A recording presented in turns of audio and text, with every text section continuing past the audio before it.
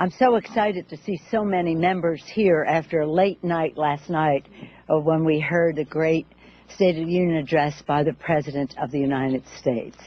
We were so pleased that he mentioned violence against women and recognized the leadership of Vice President Biden.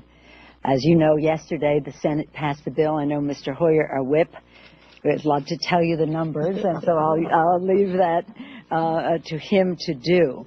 But here we are again. Last year, the Senate overwhelmingly in a bipartisan way passed the Violence Against Women Act. Last night, the Senate did too.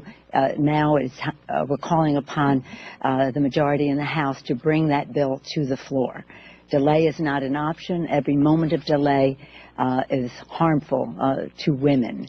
A delay when so many women are still forced to suffer in silence in the face of abuse. It's not an option when many women fear for their lives, really, in their own homes or in the workforce. It's not an option when the safety of millions of Americans, members of the LGBT community, Native Americans, and immigrants are at stake, particularly with the delay in the House.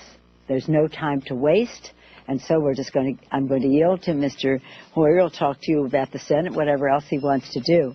But I want to mention that you'll be hearing from some of the women leaders in the House on this subject. As you know, Gwen has been the champion, has been the author of this bill, the bill we had then, the companion bill we have in the House in this Congress. Congresswoman Slaughter was an author of the lead author of the bill when it was initially authorized in the 90s. Congresswoman Kirkpatrick is with us, who has a large population of Native Americans in her district and can speak firsthand for the need for this legislation. Of course, we're very honored to be joined by the once chairman, hopefully future chairman of the Judiciary Committee, Mr. Conyers, our ranking member, who's been a leader on this issue as well. Mr. Hoyer. Thank you very much, Madam Leader. I am pleased to be here with all of you. There are mostly women on this platform. Oh, you're kidding. This is not a woman's issue. This is an everybody's issue. Every father, every husband, every brother. This is an issue about everybody. Yesterday, the Senate once again passed a reauthorization of the Violence Against Women Act, 78 to 22.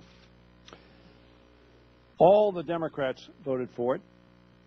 A majority of the Republicans voted for it. And every woman member of the Senate, Republican or Democrat, voted for it. When I co-sponsored the original act in 1994, we had strong bipartisan support in both houses of Congress. There is no reason, and the Senate is a perfect demonstration of this, why that shouldn't be the case today. Majority Leader Cantor said during my colloquy on the floor last week that he cares deeply about women who are victims of violence at risk, and I quote, "We need to get them the relief," them being the women of our country, "the relief that this bill offers. That's our priority. We must move and act on this bill," close quote of Eric Cantor. I agree with Mr. Cantor, and the House ought to act swiftly, ASAP, to pass the Senate's version, which is supported by law enforcement, civil rights groups, and those who care for victims of domestic violence. I strongly urge the Majority Leader, Mr. Cantor, and Mr. Boehner to put this bill on the floor right away. One of the things the President said last night, with which I hope everybody agreed, the American people deserve a vote. They sent us here to act. Some will vote no, some will vote aye, but the American people deserve the right to have us vote. I am now pleased to yield to somebody who was my co-sponsor. Oh, I was a co-sponsor of his. I should say it the right way, Mr. Chairman. I was a co-sponsor of his on the Violence Against Women Act of 1994. John Conyers, the once and future chair of the Judiciary Committee. Very kind of you. Thank you.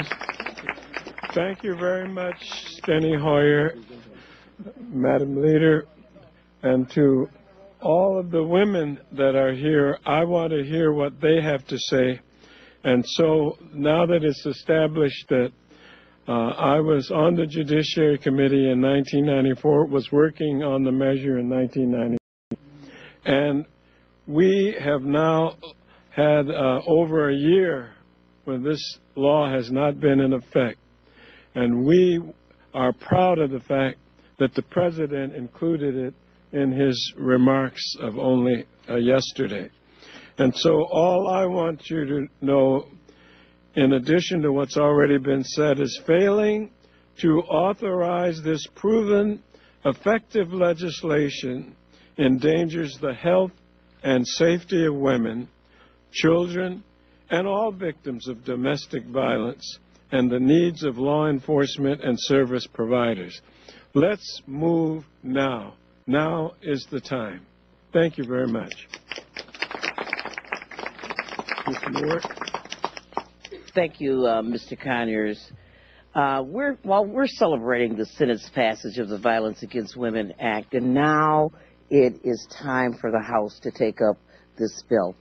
We have 201 co-sponsors of this bill, and there's a letter that's been circulated signed by 17 Republicans who say that they want to join in a bipartisan way to pass the Violence Against Women Act. That is the magic number of 218. Mr. Cantor, there is an aspiration among members of the House, Democrats and Republicans, to pass this bill. Don't delay. Please live up to what you have said, that we must move and act on this bill. Now we have the chance. Thank you. And I would yield to Ms. Slaughter, one of the original co-sponsors of the Violence Against the Women Act in 1994. Thank you so much, Gwen, and I'm happy to be here today and with the good news from the Senate. In 1994, when we worked on this bill, this was not an issue that was talked very much. It was sort of inside the family kind of thing, and nobody discussed it, so it wasn't so easy then either to pass it. I had a chance to speak with the Vice President about it last night and remind him of the fight that we had all gone through, and Pat Schroeder and I were putting the bill together. We're very happy to have had his assistance over in the Senate to get that done. But I'll tell you that the notion of what is going on here now was something that never occurred to us in 94. The idea that certain categories of persons in this country would be exempt from this kind of protection is an assault on our conscience, and we can't live with that. But the most important thing that I want to tell you this morning, as the ranking member of the Rules Committee, I can assure you that for the last 3 working weeks we've had here, we have worked on bills that were play. Let's pretend. Let's make believe we're doing something. Nothing fits that category more than what we're going to do this afternoon and the rest of the week. We'll be through at 1:30 today. We're going to just pass a rule tomorrow. We can't do suspensions because suspension is not allowed. And then we'll hang around here till Friday. What I think we have to insist on is that Eric Cantor put this bill on the floor and let us pass it and go home before Friday. We know the President is anxious to sign it. I was greatly pleased and cheered by what our colleagues did in the Republican caucus. And as Gwen has pointed out, if they don't do it right away, we should have the critical mass to get it either done by doing a special, making sure that we get it on the floor with 218.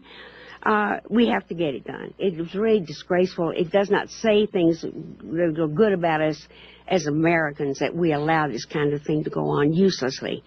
So now let me call on Ms. Kilpatrick, I think is there. Thank you, Congresswoman. I'm proud to be a co-sponsor of this legislation, and I'm hopeful that it will pass in a bipartisan vote. In Arizona's Congressional District 1, we have 12 tribes. Native Americans make up 25% of the congressional district. Unfortunately, Native American women are 2.5 times more likely to be assaulted in their lifetime than any other woman in the United States. I was born and raised on tribal land on the White Mountain Apache Nation.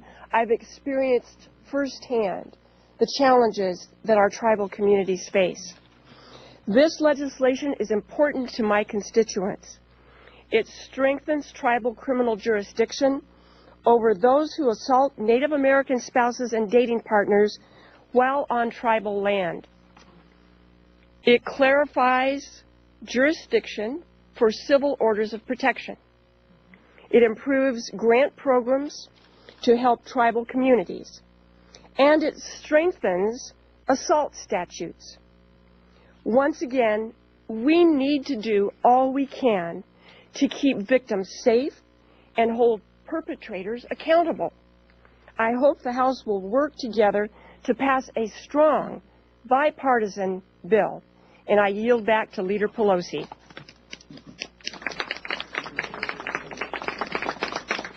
Thank you very much. I have to warn my colleagues that a vote has been called. Over 300 members have not voted yet, so we have a few moments. But I want to commend Congresswoman Gwen Moore, Congresswoman Louise Slaughter, and Congresswoman Kirkpatrick for their leadership on this issue. I do want to note, and Sunny will remember this, that Anita Lowy, Rosa DeLauro, and many of us on the Appropriations Committee worked very hard for the funding for this legislation that implemented it as well. So it was a time, though, where a lot of, as Congresswoman Slaughter said, this was silent. Like in my community, which is very diverse, I was hearing from advocates for domestic violence legislation, but saying our people won't speak out in the immigrant community. They won't talk about it. It's a silent